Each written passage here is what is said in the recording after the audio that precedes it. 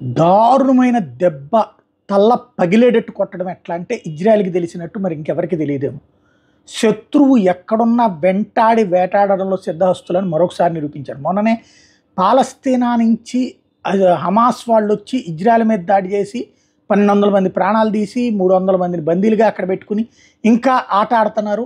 ఆ ఆట ఆడడానికి కీలకమైనటువంటి ఎవరైతే హమాస్ అధినేతని ఇరాన్ అధ్యక్షుడు ప్రమాణ స్వీకారానికి వెళ్తే అక్కడున్నటువంటి ఏది అధ్యక్షుడి అతిథిగా సైనిక గెస్ట్ హౌస్లో ఉంటే ఆ గెస్ట్ హౌస్లోనే పేల్చేసి చంపేసినటువంటి హనియేని లేపేసినటువంటిది ఒక ఎత్తు అయితే, అంటే ఒక తీవ్రవాద నేతని అంత స్ట్రాటజిక్గా కొట్టి చంపేయడం అనేటటువంటిది ఇంతవరకు ప్రపంచ చరిత్రలో అరుదుగా అని చెప్పాలి.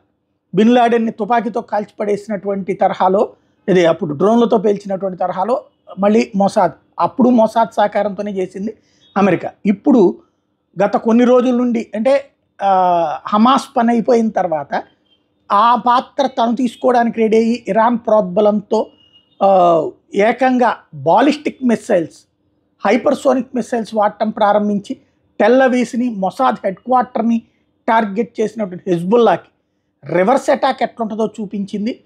అందులో భాగంగా హెజ్బుల్లాకి సంబంధించినటువంటి హెడ్ క్వార్టర్ని పేల్చేయడం ఒక ఎత్తు అయితే, అందులో కూడా బంకర్ బ్లాస్టర్ బాంబ్స్ 2 అంచుల లోతు అంటే 2 అంతస్తులంత దిగువకి పెట్టుకుని ఉంటే, అక్కడ ట్రెంచెస్ లాగా పెట్టుకుని ఉంటే ఆ లోపల ఉన్నటువంటి వాడిని లేపేయడం అంటే, అది కూడా హిజ్బుల్లా చీఫ్ హసన్ నస్రల్లాని లేపేసామని అధికారికంగా ప్రకటించింది ఇజ్రాయెల్ డిఫెన్స్ ఫోర్స్. వాళ్ళు ఊరికినే వేగ్గా చెప్పరు.